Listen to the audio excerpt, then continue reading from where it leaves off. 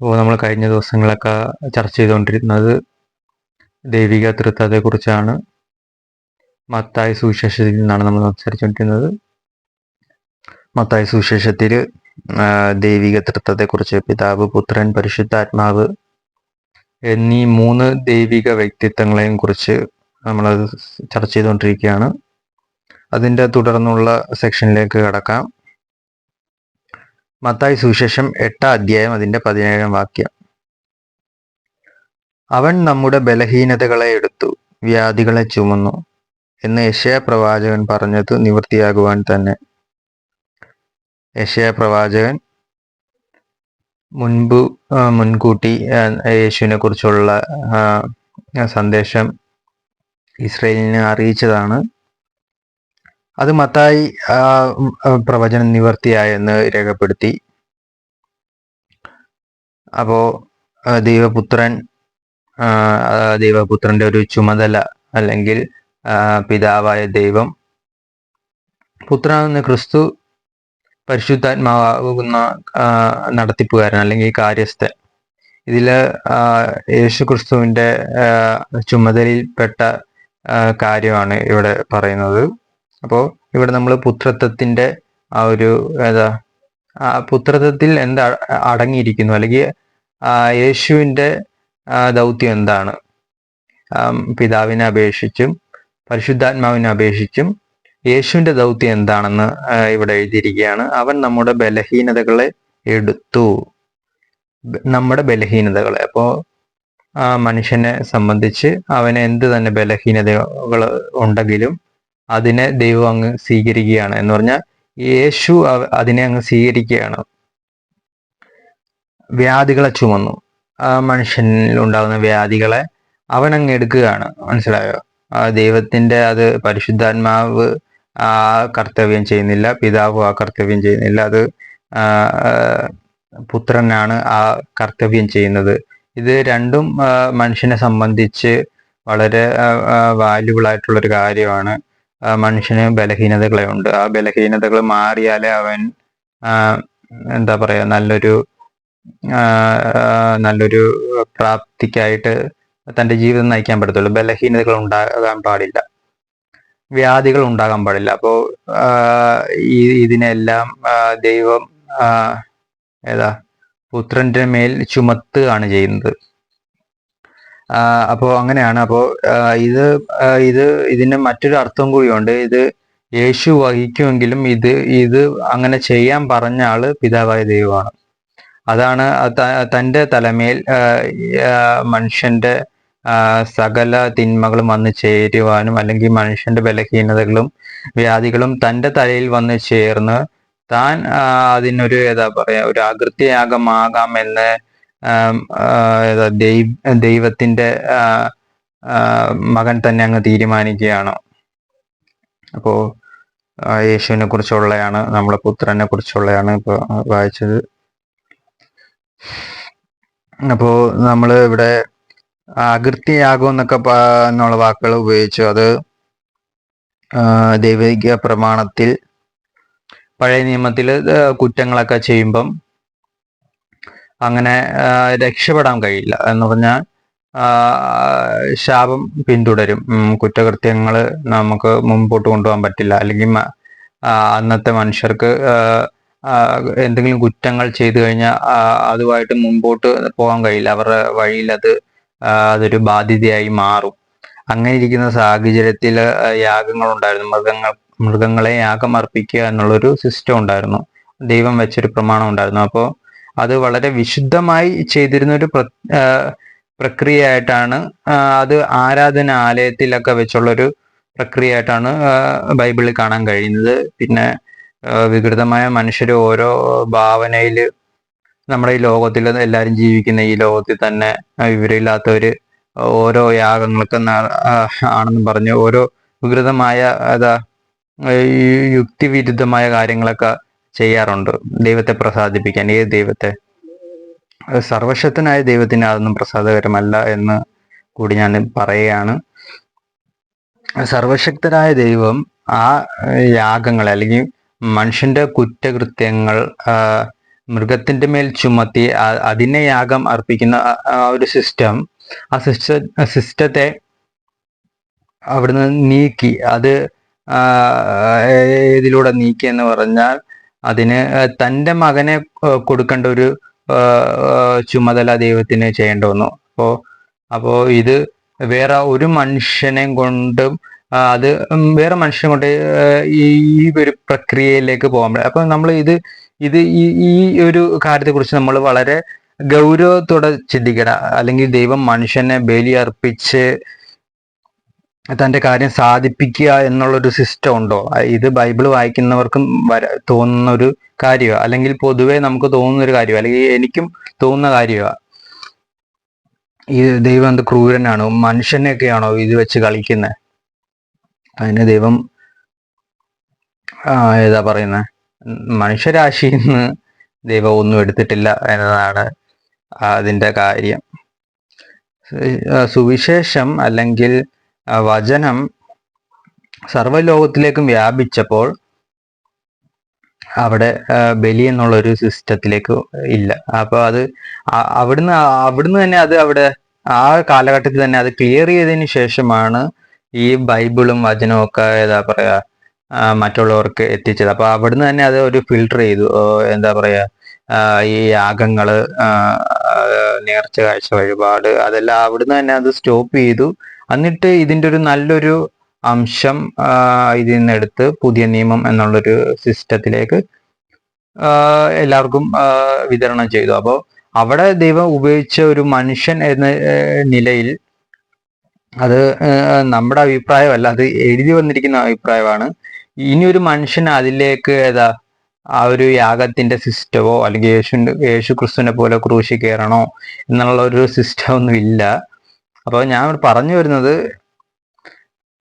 യേശു പിതാവായ ദൈവം തന്നെ തൻ്റെ മകനെ വെച്ച് അത് യാഗത്തിന്റെ പ്രക്രിയയിൽ ചെയ്തു എന്നതാണ് ഇതിൻ്റെ അകത്ത് എഴുതി വന്നിരിക്കുന്നത്. അതാണ് നമുക്ക് വായിക്കാൻ കിട്ടുന്നത്. ബൈബിളിൽ നിന്ന് നമുക്ക് വായിക്കാൻ കിട്ടുന്ന സംഗതി അതാണ്. മനുഷ്യനിൽ നിന്ന് എടുക്കുന്നില്ല ദൈവം അങ്ങനൊരു വലിയ പ്രക്രിയ ചെയ്യാൻ. ദൈവത്തിന്റെ സൈഡിൽ നിന്ന് തന്നെ ആളെ വരുത്തി.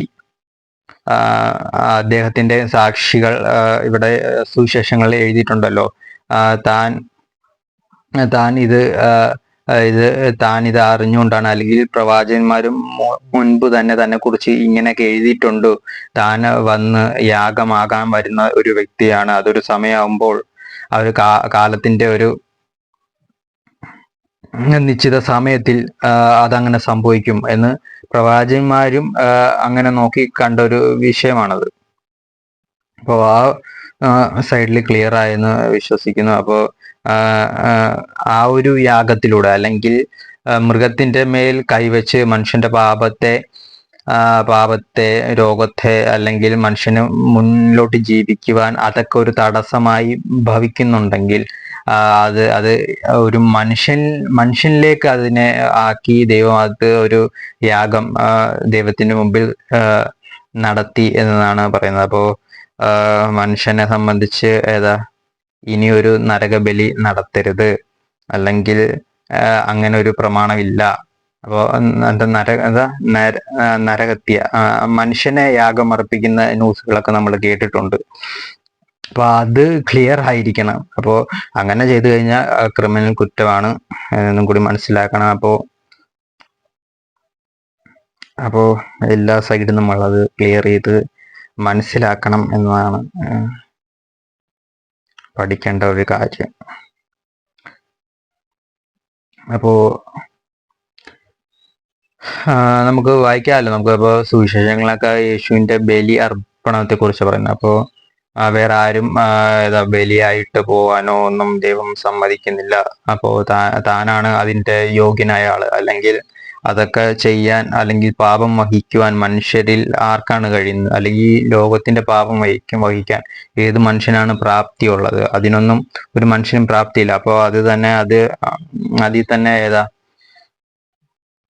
ഒരു വിരസതയുണ്ട്.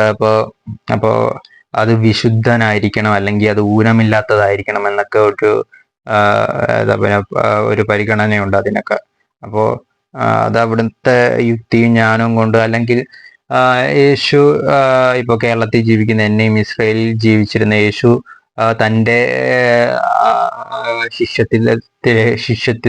ശിഷ്യത്വത്തിലേക്ക് നേടി എന്ന് പറയുന്നത് തന്നെ ആ ഒരു ശക്തി കൊണ്ടാണ്. അല്ലെങ്കിൽ എനിക്കും അദ്ദേഹത്തെ അനുഗമിക്കേണ്ട വന്നത് അദ്ദേഹം ചെയ്ത പ്രക്രിയയുടെ ഫലമാണ്. അല്ലെങ്കിൽ നമുക്ക്, അല്ലെങ്കിൽ എന്നെ പോലെ, അല്ലെങ്കിൽ മറ്റുള്ളവരെ പോലെ, അല്ലെങ്കിൽ വിശ്വാസ സമൂഹത്തിൽ അനുഗമിക്കേണ്ട വരുന്നതിൻ്റെ പുറത്ത്, അല്ലെങ്കിൽ അതിനാൽ നീതീകരിക്കപ്പെടേണ്ട സൈഡ് ആകുന്നത് അത് ആ ഒരു ബലി അവിടെ സംഭവിച്ചത് കൊണ്ടാണ്. അപ്പോൾ നമുക്കിനി ബലിയൊന്നും അർപ്പിക്കേണ്ടതില്ല.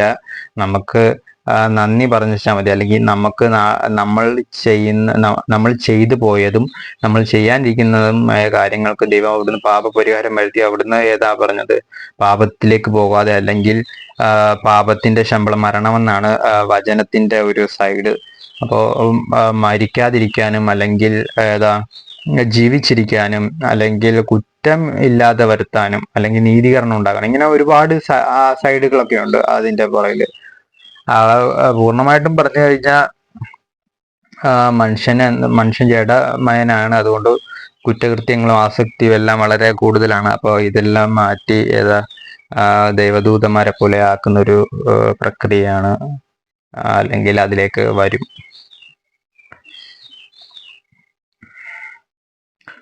അപ്പോൾ അടുത്ത വചനത്തിലേക്ക് വായിക്കാം. മത്തായി സുവിശേഷം 8-ാം അധ്യായം 29, 30, 31, 32 വാക്യങ്ങൾ. അവർ നിലവിളിച്ചു, ദൈവപുത്ര, ഞങ്ങൾക്കും നിനക്കും തമ്മിൽ എന്ത്? സമയത്തിനു മുമ്പേ ഞങ്ങളെ ദണ്ഡിപ്പിപ്പാൻ ഇവിടെ വന്നുവോ എന്ന് പറഞ്ഞു. അവർക്കകലെ ഒരു വലിയ പന്നിക്കൂട്ടം മേഞ്ഞുകൊണ്ടിരുന്നു. ഭൂതങ്ങൾ അവനോട്, ഞങ്ങളെ പുറത്താക്കുന്നുവെങ്കിൽ പന്നിക്കൂട്ടത്തിലേക്ക് അയക്കണം എന്ന് അപേക്ഷിച്ചു. പൊയ്ക്കൊള്ളുവിൻ എന്ന് അവൻ അവരോട് പറഞ്ഞു. അവർ പുറപ്പെട്ടു പന്നികളിലേക്ക് ചെന്നു. ആ കൂട്ടം എല്ലാം കടുംതൂക്കത്തൂടെ കടലിലേക്ക് പാഞ്ഞ് വെള്ളത്തിൽ മുങ്ങിച്ചത്തു. അപ്പോ പിശാചുകൾ ഒരു മനുഷ്യനെ ബാധിച്ചിട്ട് യേശു അവിടെ ആ പിശാചിനെ ആ മനുഷ്യന്റെ ശരീരത്തിൽ നിന്ന് മാറ്റാൻ വേണ്ടി വരുന്നൊരു സന്ദർഭമാണിത്. അപ്പോ ആ ഭൂതങ്ങൾ നിറഞ്ഞ ആ വ്യക്തി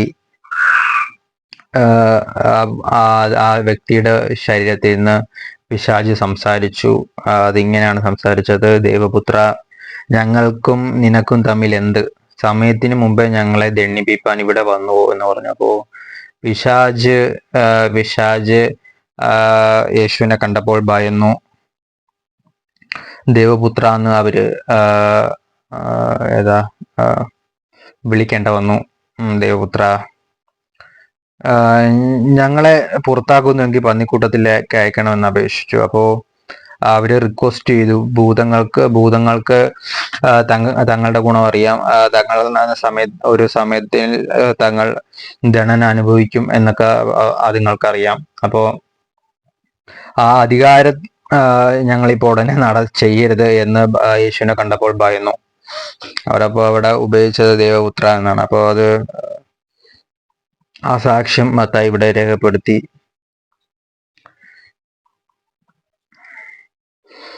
അപ്പോ പൊയ്ക്കൊള്ളുവിൻ എന്ന് അവൻ അവരോട് പറഞ്ഞു. അവർ പുറപ്പെട്ട് പന്നികളിലേക്ക് ചെന്നു. ആ കൂട്ടം. അപ്പോൾ പിശാചുക്കൾ ദേവപുത്രനെ കീഴ്പ്പെടുന്നു എന്ന് വചനത്തിൽ കാണാം. പിശാചുകളെ മാറ്റാനും നീക്കാനും ഒക്കെ ദേവപുത്രന് അധികാരമുണ്ട് എന്നൊക്കെ ഉള്ളൊരു പദവിയെയും നമുക്ക് അവിടെ കാണാൻ പറ്റും. അപ്പോൾ അടുത്ത മത്തായി സുവിശേഷം 9-ാം അധ്യായം 37, 38. കൊയ്ത്ത് വളരെ ഉണ്ട്, സത്യം, വേലക്കാരോ ചുരുക്കം. ആകയാൽ കൊയ്ത്തിന്റെ യജമാനനോട് കൊയ്ത്തിലേക്ക് വേലക്കാരെ അയക്കേണ്ടതിന് യാചിപ്പീൻ എന്ന് പറഞ്ഞു. അപ്പോൾ കൊയ്ത്ത് വളരെയുണ്ട്, സത്യം. അപ്പോൾ ഈ കൊയ്ത്ത് എന്ന് പറയുന്നത് ദൈവരാജ്യത്തിലേക്ക്, അല്ലെങ്കിൽ ദൈവത്തിന്റെ സ്വർഗരാജ്യത്തിലേക്ക്, അല്ലെങ്കിൽ അതുപോലെയുള്ള ദൈവത്തിന്റെ സൈഡിലേക്ക് നന്മ തിന്മയൊക്കെ അറിഞ്ഞ് ഏതാ നല്ല വ്യക്തികളാകുവാൻ അങ്ങനെയുള്ളവരെ ദൈവം തിരഞ്ഞെടുക്കുന്നു. ആ ഒരു കൊയ്ത്ത് വളരെ ഉണ്ട് എന്ന് പറഞ്ഞാൽ ആ ഒരു പ്രവൃത്തി വളരെ ഉണ്ട്. സത്യം. പിന്നെ കൊയ്ത്തെന്ന് പറയുന്നത് ഏതാ പറയാ, അതൊരു വിളവെടുപ്പ് എന്നൊക്കെയുള്ള ഒരു രീതിയുണ്ട്. അത് ബൈബിളിന്റെ മറ്റുള്ള ഭാഗങ്ങൾ വായിക്കുമ്പോൾ എന്താ പറയാ, ദൈവം ന്യായം വിധിക്കുന്നതിന് മുമ്പായിട്ട് ദൈവം ശേഖരിക്കുന്നു, നല്ല മനുഷ്യരെ ദൈവം ശേഖരിക്കും. അപ്പോൾ അങ്ങനെയുള്ള കാര്യങ്ങളൊക്കെയാണ്. അതിലേക്ക് വേല ചെയ്യുവാൻ, അല്ലെങ്കിൽ ആ ഒരു ദൗത്യം, ദൈവിക ദൗത്യം, ദൈവത്തിന്റെ സുവിശേഷം അല്ലെങ്കിൽ ദൈവത്തിന്റെ വചനം സംസാരിക്കാൻ, അല്ലെങ്കിൽ ദൈവത്തിന്റെ എന്താ പറയാ ആളായിട്ട് നിൽക്കാൻ, ദൈവിക കാര്യങ്ങളെ മനുഷ്യർക്ക് പഠിപ്പിച്ചു കൊടുക്കാൻ, തിന്മയിൽ നിന്നും അവിടുന്ന് മനുഷ്യരെ അകറ്റുവാൻ, ഇതൊന്നും സംഭവിച്ചു ഏതാ പറയുന്നത്, മനുഷ്യന്റെ തിന്മകളെല്ലാം എല്ലാം പരിപൂർണമായിട്ട് ഇവിടുന്ന് ഒന്നും നീങ്ങി പോയിട്ടില്ല. എല്ലാ തിന്മകളും ഇവിടെ ഉണ്ട്. അപ്പോ അതൊക്കെ മാറി മാറി മാറി അതിനൊക്കെ വേലക്കാര് വേണം. ഇതൊക്കെ പറഞ്ഞു കൊടുത്താൽ മാത്രമേ, ഈ പറഞ്ഞു കൊടുക്കുന്ന വചനങ്ങൾക്കൊക്കെ ശക്തിയുണ്ട്. അപ്പൊ അതിന്റെ പ്രവൃത്തി ചെയ്ത് അവരെ നീതീകരിക്കും. അതിന് വചന ശക്തിയുണ്ട്. അപ്പൊ ആ വചനത്തിന്റെ ശക്തിയെ മനസ്സിലാക്കിക്കൊണ്ട് ആ വചനമെ സംസാരിക്കാൻ തയ്യാറാകണം. അതിനൊക്കെ ആൾക്കാരെ വേണം എന്ന് ദൈവം ആവശ്യപ്പെടുകയാണ്, നല്ലത് ചെയ്യാൻ. അല്ലാതെ ഏതാ പറയുന്ന വികൃതമായ സിദ്ധാന്തങ്ങൾ അനുസരിച്ച് സ്വർഗരാജ്യത്തിന് വേണ്ടി പറയുന്നത് തീവ്രവാദികളായിട്ട് കൊന്നു കളയുന്ന സിസ്റ്റം ഒന്നും അല്ല ഇവിടെ പറയുന്നത്. ഓരോരുത്തർക്കും ഓരോ സിസ്റ്റങ്ങളാ. ഇപ്പോൾ ബൈബിളിന്റെ സിസ്റ്റം ഇതാണെന്ന് മനസ്സിലാക്കുക. ചില സിദ്ധാന്തങ്ങളൊക്കെ ഇതൊക്കെ നമ്മൾ ഇവിടെ പഠിക്കേണ്ട കാര്യങ്ങളാണ്. ഇപ്പോൾ എൻ്റെ ഇരിക്കുന്ന ബൈബിൾ, ഞാൻ ഇതെടുക്കാൻ കാര്യം ഇതിലെ നീതി പ്രവൃത്തികൾ ഉള്ളത് കൊണ്ടാണ്, അല്ലെങ്കിൽ ഇതിനകത്ത് വെളിച്ചം ഉള്ളത് കൊണ്ടാണ് ഇത് സംസാരിക്കേണ്ടത്. അല്ലെങ്കിൽ ഇതിനകത്ത് നിലവാരമില്ലെങ്കിൽ ഞാൻ സംസാരിക്കത്തില്ല. അപ്പൊ അത് ആദ്യം മനസ്സിലാക്കണം. അപ്പോൾ നമ്മൾ ഈ സമൂഹത്തിൽ നമ്മൾ കാണുന്നതാണ്, ദിനം പ്രതി കാണുന്നതാണ്. ഓരോരുത്തരും ഓരോ സിദ്ധാന്തങ്ങൾ കൊണ്ടുവരും. അത് മനുഷ്യരെ അടിച്ചേൽപ്പിക്കും, അല്ലെങ്കിൽ മനുഷ്യരെ കൊന്നു തള്ളുന്ന ഓരോ മിഷണറിമാരെ ഒരുപാട് പേരെ കൊന്നു കളഞ്ഞിട്ടുണ്ട്. അപ്പോ ഇതൊക്കെ മനസ്സിലാക്കണം. അപ്പോ ഏതാ പറയുന്നത്, നല്ലത് പറയുന്നവനെ കൊന്നുകളയാനല്ല നോക്കേണ്ടത്, നന്നാകുകയാണ് വേണ്ടത്. അല്ലെങ്കിൽ കെട്ടുകഥകളും പൊളിയായ കഥകളും അല്ലെങ്കിൽ ദൈവത്തെക്കുറിച്ചുള്ള തെറ്റായ പഠിപ്പിക്കലൊക്കെ മനുഷ്യനിൽ കുത്തിവെച്ച് നശിപ്പിക്കാൻ വേണ്ടി ഒരുങ്ങി നടക്കുന്ന വേലക്കാരുടെ കാര്യമല്ല ഇവിടെ പറഞ്ഞത്. നന്മയെക്കുറിച്ച് പ്രസംഗിക്കാനും ഒക്കെ ഉള്ള ഒരു വേലക്കാരെയാണ് ഇവിടെ പറയുന്നത്. ആ വേല ചെയ്യുവാൻ അതാണ് ഇവിടെ പറയുന്നത്. കൊയ്ത്ത് വളരെ ഉണ്ട്, സത്യം. അപ്പൊ കൊയ്ത്ത് എന്താന്ന് പറഞ്ഞു ഞാൻ, വേലക്കാരെ ചുരുക്കം. അപ്പോൾ ഈ വേല ചെയ്യാൻ ആൾക്കാരെ ചുരുക്കമാണ് ദൈവം പറയുക. ആകയാൽ കൊയ്ത്തിന്റെ യജമാനനോട് എന്ന് പറഞ്ഞ, കൊയ്ത്തിന്റെ യജമാനൻ ആരാ? പിതാവായ ദൈവം. ഇത് പറയുന്ന ആരാ? യേശു.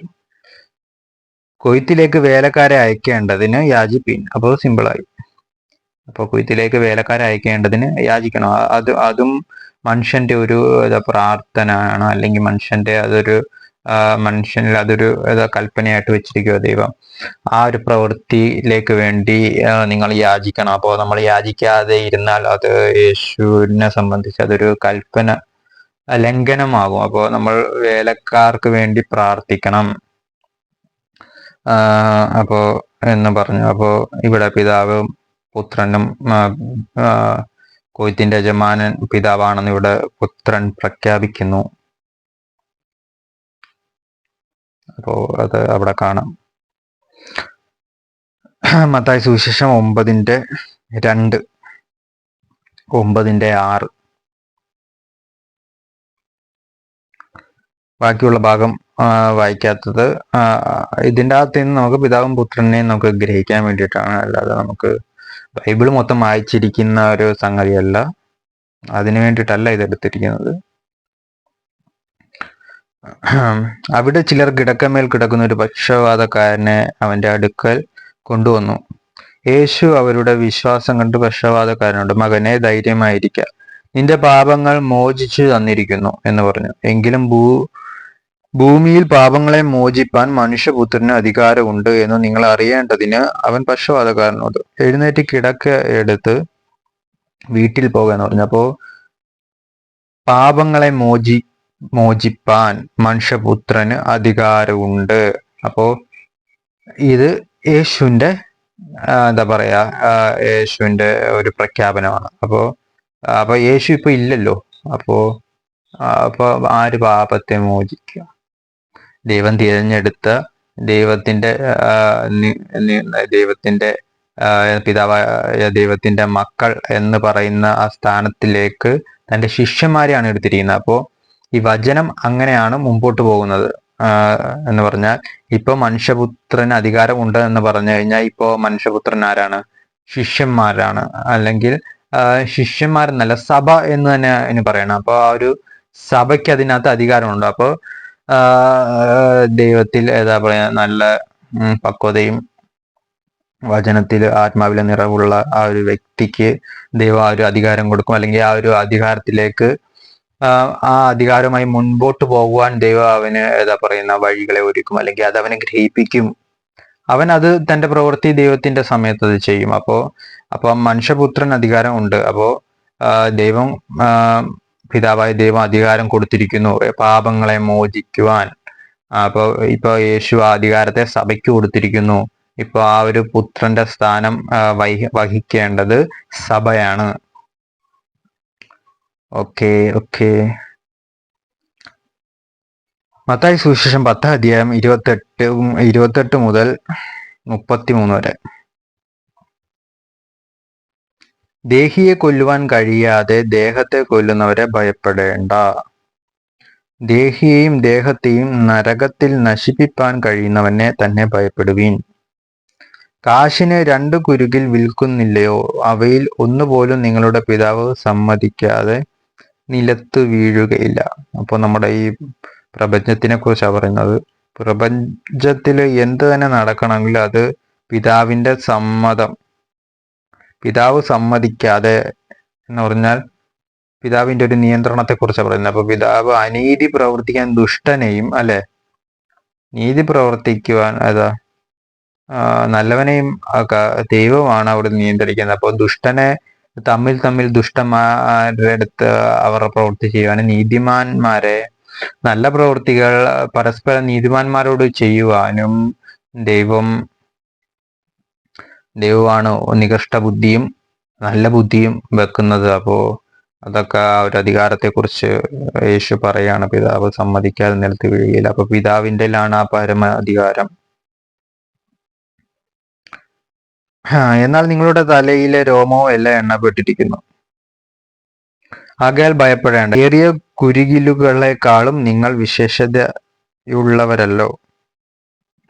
മനുഷ്യരുടെ മുമ്പിൽ എന്നെ ഏറ്റുപറയുന്ന ഏവനെയും സ്വർഗസ്ഥനായ എൻ്റെ പിതാവിൻ മുമ്പിൽ ഞാനും ഏറ്റുപറയും. അപ്പോ മനുഷ്യരുടെ മുമ്പിൽ എന്നെ ഏറ്റുപറയുന്ന ഏവനെയും സ്വർഗസ്ഥനായ എൻ്റെ പിതാവിന്റെ മുമ്പിലും ഞാനും ഏറ്റുപറയും. അപ്പോൾ ദൈവത്തെ ഏറ്റുപറയുക, അല്ലെങ്കിൽ ദൈവത്തെ സ്നേഹിക്കുക, അല്ലെങ്കിൽ ദൈവത്തിന്റെ സാക്ഷ്യം വയ്ക്കുക, അല്ലെങ്കിൽ ദൈവം യേശു മനുഷ്യർക്ക് വേണ്ടി ഇത്തരം കാര്യങ്ങളൊക്കെ ചെയ്തു, ഇത്തരം ഉപദേശങ്ങൾ തന്നു, താൻ ജീവൻ കൊടുത്തത് കൊണ്ടാണ് ആ ഉപദേശം ലോകത്തിലേക്ക് വരുവാനും അതിൻ്റെതായ പ്രയോജനങ്ങളൊക്കെ സംഭവിക്കാനും ഇടയായത്. അപ്പോ ഇത്രയും യോഗ്യതയും ഇത്രയും നല്ലവനായ ഒരാളെ തള്ളിപ്പറയരുത്. തള്ളിപ്പറഞ്ഞു കഴിഞ്ഞാൽ യേശുവും തള്ളിപ്പറയും. അത് പിതാവിന്റെ മുമ്പിലും യേശു തള്ളിപ്പറയും. മനുഷ്യരുടെ മുമ്പിൽ എന്നെ ഏറ്റുപറയുന്ന ഏവനെയും സ്വർഗസ്നായ എൻ്റെ പിതാവിന്റെ മുമ്പിൽ ഞാനും ഏറ്റുപറയും. അപ്പോൾ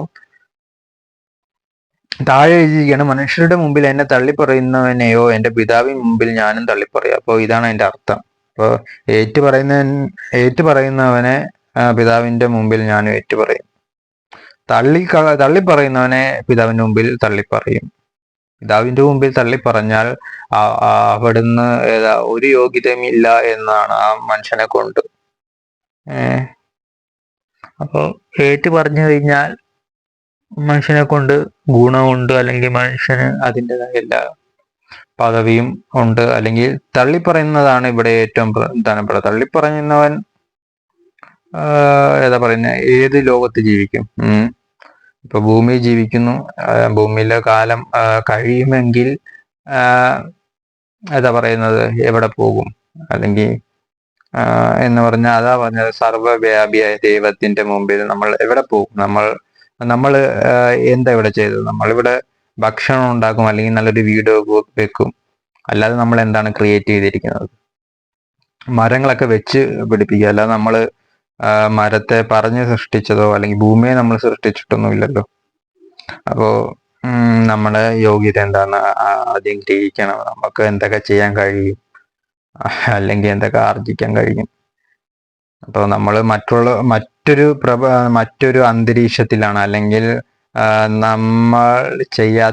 നമ്മൾ പ്രവൃത്തി ചെയ്യാത്തൊരു ഇടത്തിലാണ്, അല്ലെങ്കിൽ നമ്മൾ ആകാശത്തിനും ഭൂമിയും നമ്മൾ സ്വന്തമാക്കി നമ്മൾ ജീവിക്കുന്നതാണ്. നമ്മുടെ വാസസ്ഥലം നമ്മൾ കെട്ടിപ്പണിതിട്ടില്ല. അപ്പോൾ ആ വാസസ്ഥലത്തിൽ നിന്ന് ഏതാ പറയുന്നത്, നമ്മൾ എവിടെ പോകും? അപ്പോൾ അങ്ങനെ തന്നെയാണ് മനുഷ്യരുടെ നിലവാരത്തിൽ തന്നെയാണ് ദൈവം അതെല്ലാം അറിഞ്ഞുകൊണ്ട് ചെയ്തു വെച്ചിരിക്കുന്നത്. അപ്പോൾ ആ ഒരു കാര്യം മനസ്സിലാക്കണം. അപ്പോൾ തള്ളി പറയരുത്. തള്ളി പറഞ്ഞാൽ എവിടെ പോകുമെന്ന് മനസ്സിലാകുക. അപ്പോൾ തള്ളി പറഞ്ഞ എവിടെ പോകാനാ? തള്ളി പറഞ്ഞ സ്വന്തമായിട്ട് വാസസ്ഥലം ഉണ്ടാക്കണം. അങ്ങനെ വാസസ്ഥലം ഉണ്ടാക്കി നിത്യമായി ജീവിക്കുന്ന ഏത് മനുഷ്യനാണല്ലോ ഉള്ളത്? മത്തായി സുവിശേഷം 10-ാം അധ്യായത്തിന്റെ 37 മുതൽ 40 വരെ. എന്നേക്കാൾ അധികം അപ്പനെയോ അമ്മയെയോ പ്രിയപ്പെടുന്നവൻ എനിക്ക് യോഗ്യനല്ല. എന്നേക്കാൾ അധികം മകനെയോ മകളെയോ പ്രിയപ്പെടുന്നവൻ എനിക്ക് യോഗ്യനല്ല. അപ്പോൾ ഇവിടെ യേശു ദൈവത്തിന്റെ ഒരു പൊസിഷൻ എടുത്ത് പറയുകയാണ്, എന്നേക്കാൾ അധികം. അപ്പോ സ്നേഹിക്കേണ്ടത് യേശുവിനെയാണ് എന്നാണ് പറയുന്നത്, എന്നേക്കാൾ അധികം. അപ്പോൾ എന്നേക്കാളധികം നിങ്ങൾ എന്താ പറയുന്നത്, പരിശുദ്ധാത്മാവിനെയോ പിതാവിനെ സ്നേഹിക്കാൻ കിട്ടില്ല. എന്ന് പറഞ്ഞാൽ പിതാവ് ആരാണ് എന്നുള്ളൊരു ബോധ്യത്തിൽ നിൽക്കണം. പുത്രനിലൂടെയാണ് പിതാവിന്റെ അടുത്ത് ചെല്ലുന്നത്. അപ്പോൾ പിതാവിലേക്ക് നമുക്കൊരു ഡയറക്റ്റ് ഒരു പോക്കില്ല. അതിന് ദൈവം സമ്മതിച്ചിട്ട് വേണ്ടേ നമുക്ക് പോകാൻ. അതിന് അവിടുന്ന് അനുവാദം കിട്ടത്തില്ല. അനുവാദം കിട്ടണമെങ്കിൽ അതിൻ്റെതായ എന്ത് യോഗ്യതയാണുള്ളത്. അപ്പോൾ എന്നേക്കാൾ അധികം അപ്പനെയും അമ്മയും. അപ്പോൾ യേശുവിനെയാണ് കൂടുതൽ സ്നേഹിക്കേണ്ടത്. പിതാവിനെ നമുക്ക് സ്നേഹമുണ്ട് എന്ന് പറഞ്ഞാലും പിതാവ് നമ്മുടെ സൈഡിൽ നിൽക്കുന്ന ഒരു വ്യക്തിത്വമായിട്ട് നമുക്ക് കാണാൻ കഴിയത്തില്ല. അല്ലെങ്കിൽ യേശുവിലൂടെ അത് നമുക്ക് തുറന്നു വെച്ചെങ്കിലും ഇവിടെ യേശു ഇവിടെ പറയുന്ന വാക്കുകൾ എന്താണെന്ന് ശ്രദ്ധിക്കുക. എന്നേക്കാൾ അധികം. അപ്പോൾ എന്നെ സ്നേഹിക്കണം. അപ്പോൾ ഏറ്റവും അധികം സ്നേഹിക്കേണ്ട ഒരു ആള് എന്ന് പറയുന്ന ലോകത്തിലും അല്ലെങ്കിൽ ഇത് പിതാവിന്റെ വചനമാണ്. അപ്പോൾ പിതാവ് ഇവിടെ ആവശ്യപ്പെടുന്നു, പുത്രനെ പുത്രനെ നിങ്ങൾ. പുത്രന് അത് പറയണമെങ്കിൽ അതിന്റെ അധികാരം കൊടുത്തിട്ടാണ്. താൻ എന്നെക്കാൾ അധികം. അപ്പോ ഒരു വ്യക്തിയാണ് പറയുന്നത്, ഒന്ന് മനസ്സിലാക്കണം. ഒരു പിതാവിനെ ഇരുത്തിക്കൊണ്ട് ഒരു വ്യക്തിയാണ് പറയുന്നത് എന്നെക്കാൾ അധികം. അപ്പൊ ആ ഒരു പൊസിഷനെ സ്വയമായിട്ട് എടുക്കുമ്പോൾ പിതാവ് അത് കേട്ടോണ്ടിരിക്കുകയാണ്. പിതാവ് പറഞ്ഞ് ശരിയല്ലേ, അവനേക്കാൾ അധികം എന്നെ സ്നേഹിച്ചിട്ട് എന്ത് പ്രയോജനം? അവനെയല്ലേ നിങ്ങൾ സ്നേഹിക്കേണ്ടത് എന്നാണ് പറയുന്നത്. അപ്പൊ എന്നെക്കാൾ അധികം അപ്പനെയോ അമ്മയോ. അപ്പൊ ഇവിടെ അപ്പനെയോ അമ്മയോ സഹോദരങ്ങളെ ബഹുമാനിക്കേണ്ട എന്നല്ല പറയുന്നത്. അദ്ദേഹം ആരാണ്? യേശു ആരാണ്? എല്ലാരെയും നിർമ്മിച്ച ആളാണ്. അപ്പോൾ ആ ഒരു പൊസിഷൻ മനസ്സിലാക്കണം. 38-ാം വാക്യം, തന്റെ ക്രൂശ് എടുത്ത് എന്നെ അനുഗമിക്കാത്തവനും എനിക്ക് യോഗ്യനല്ല. തന്റെ ജീവനെ കണ്ടെത്തിയവൻ അതിനെ കളയും, എന്റെ നിമിത്തം തന്റെ ജീവനെ കളഞ്ഞവൻ അതിനെ കണ്ടെത്തും. നിങ്ങളെ കൈക്കൊള്ളുന്നവൻ എന്നെ കൈക്കൊള്ളുന്നു, എന്നെ കൈക്കൊള്ളുന്നവൻ എന്നെ അയച്ചവനെ കൈക്കൊള്ളുന്നു. അപ്പോൾ എന്നെ അയച്ചവനെ കൈക്കൊള്ളുന്നു.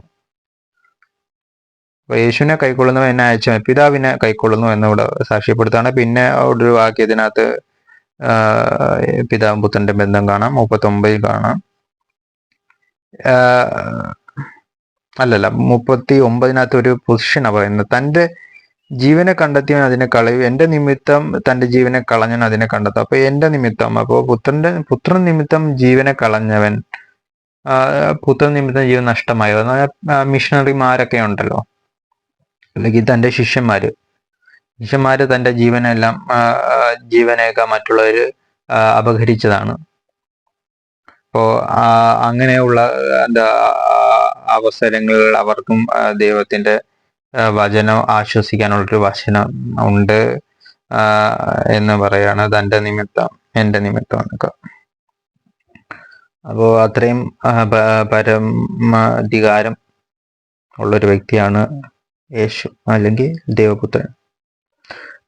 38 പറയുന്നുണ്ട്, തന്റെ ക്രൂശ് എടുത്ത് എന്നെ അനുഗമിക്കാത്തവനും എനിക്ക് യോഗ്യനല്ല. തന്റെ ക്രൂശ് എടുക്കണം, തന്റെ ക്രൂശ് എടുത്ത് എന്നെ അനുഗമിക്കാത്തവൻ. അപ്പൊ ഇവിടെ ഈ വാക്യങ്ങളൊക്കെ അപ്പൊ ഏതാ പറയുന്നത്, ദുരുപയോഗപ്പെടുന്നുണ്ട്. തന്റെ ക്രൂശ് എടുത്ത്, അപ്പൊ തന്റെ ക്രൂശ് എടുക്കുക എന്ന് പറയുമ്പോൾ ചിലവര് മരം പണിഞ്ഞുകൊണ്ട് ഏതോ പള്ളികളിലൊക്കെ കൊണ്ടു വെക്കുക, അല്ലെങ്കിൽ റോഡിൽ കൂടെ വലിച്ചോണ്ട് നടക്കുക. ഇതാണോ പിതാവായ ദൈവം എഴുതി വെച്ചിരിക്കുന്നത്? ഒരുമാതിരി നിലവാരമില്ലാത്ത രീതിയിൽ മനുഷ്യൻ ഇങ്ങനെ കാട്ടിക്കൂട്ടരുത്. തന്റെ ക്രൂശ് എടുത്ത് എന്നെ അനുഗമിക്കാത്തവനോ എനിക്ക് യോഗ്യനല്ലെന്ന്. എന്നാ എടുത്തേക്കാന്ന് 5 അടി 5 ഇഞ്ചിന്റെ ഒരു മരക്കുരിശുണ്ടാക്കി റോഡെ കൂടെ വലിച്ചോണ്ട് നടക്കുക. അതല്ല ഇവിടെ പറയുന്നത്. തന്റെ ക്രൂശ് എന്ന് പറയുന്നത് എന്താണ്? ക്രൂശ് പാപപരിഹാരമാണ്, അല്ലെങ്കിൽ അതൊരു ബലിയർപ്പണമാണ്. അപ്പോ നമ്മളിപ്പോ ബലി അർപ്പിക്കാൻ പോയി നിന്ന് കൊടുക്കണമെന്നല്ല പറയുന്നത്. എന്താ പറയുന്നത്, ഒരു ത്യാഗ മനോഭാവം, അല്ലെങ്കിൽ ആ ശുശ്രൂഷയിലേക്ക് വരുമ്പോൾ നിങ്ങൾ നിന്ദിക്കപ്പെടും, അല്ലെങ്കിൽ നിങ്ങൾ പരിഹാസപ്പെടും, അല്ലെങ്കിൽ നിങ്ങൾക്ക് കഷ്ടത കൂടും.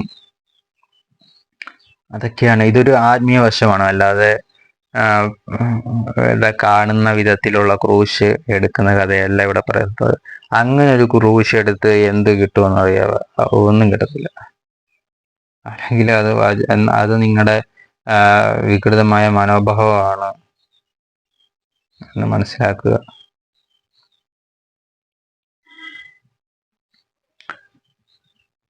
മത്തായി സുവിശേഷം 10 അതിന്റെ 19-20 വാക്യം. എന്നാൽ നിങ്ങളെ ഏൽപ്പിക്കുമ്പോൾ എങ്ങനെയോ എന്തോ പറയേണ്ടു എന്ന് വിചാരപ്പെടേണ്ട. പറവാനുള്ളത് ആ നാഴികയിൽ തന്നെ നിങ്ങൾക്ക് ലഭിക്കും. പറയുന്നത് നിങ്ങളല്ല, നിങ്ങളെ പറയുന്നത് നിങ്ങളുടെ പിതാവിന്റെ ആത്മാവത്രേ. അപ്പോ ഇവിടെ യേശു വന്നിട്ടുണ്ട്, പിതാവ് വന്നിട്ടുണ്ട്, ആത്മാവ് വന്നിട്ടുണ്ട്. ആ വചനം ഇങ്ങനെ പറയുന്ന, നിങ്ങളിൽ പറയുന്ന നിങ്ങളുടെ പിതാവിന്റെ ആത്മാവത്രേ. പറയുന്നത് നിങ്ങളല്ല, നിങ്ങളിൽ പറയുന്ന നിങ്ങളുടെ പിതാവിന്റെ ആത്മാവത്രേ. പിതാവിന്റെ ആത്മാവത്രേ, പിതാവിന്റെ ആത്മാവത്രേ. അതേത് ആത്മാവ്? പരിശുദ്ധാത്മാവ്. പരിശുദ്ധാത്മാവ്, ആത്മാവ്, പിതാവിന്റെ ആത്മാവ്. ഇത് പറഞ്ഞു കൊടുക്കുന്ന ആരാ? യേശു. ഇതാണ് ദൈവിക തൃത്വം എന്ന് പറയുന്ന ഒരു സ്ട്രക്ചർ.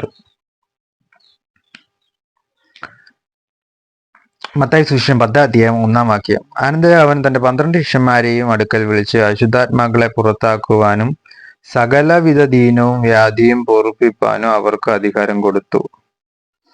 അനന്തരം അവൻ തന്റെ 12 ശിഷ്യന്മാരെയും അടുക്കൽ വിളിച്ചു അശുദ്ധാത്മാക്കളെ പുറത്താക്കുവാൻ സകലവിധ ദീനവും വ്യാധിയും പൊറുപ്പിപ്പാനും അവർക്ക് അധികാരം കൊടുത്തു. അപ്പോ യേശുവിന് അത്രയും അധികാരമുണ്ട്. ഏതാ? അശുദ്ധാത്മാക്കളെ പുറത്താക്കുവാൻ, സകല ദീനവും വ്യാധിയും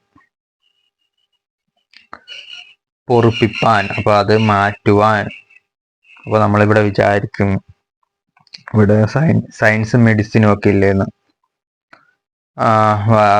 യേശുവിന്റെ ഇതിൽ ഇങ്ങനെയൊക്കെ എഴുതി വെച്ചിരിക്കുന്നത്. നമുക്ക് എന്നാ പറയാനാ? നമുക്കും മെഡിസിനെ ആശ്രയിക്കേണ്ടതാണ്.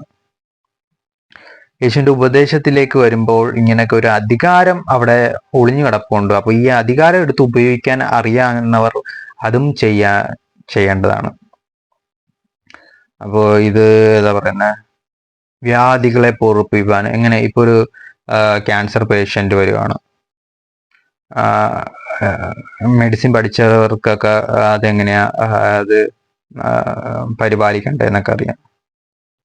അല്ലാതൊരു സിദ്ധാന്തത്തെക്കുറിച്ചോ ഒരു അത്ഭുതത്തെക്കുറിച്ചോ നമുക്ക് ലോകത്തിലേക്ക് അറിയില്ല, അല്ലെ? നമുക്കത് ചികിത്സിക്കാൻ എന്നുള്ള സിസ്റ്റം അറിയുന്നത്. അപ്പോൾ ഈ ക്രിസ്ത്യാനികളുടെ കയ്യിലിരിക്കുന്ന ഈ ബുക്കിനകത്ത് എഴുതിയിരിക്കുകയാണ്, സകലവിധ ദീനവും വ്യാധിയും പൊറുപ്പിപ്പാൻ അവർക്ക് അധികാരം കൊടുത്തു.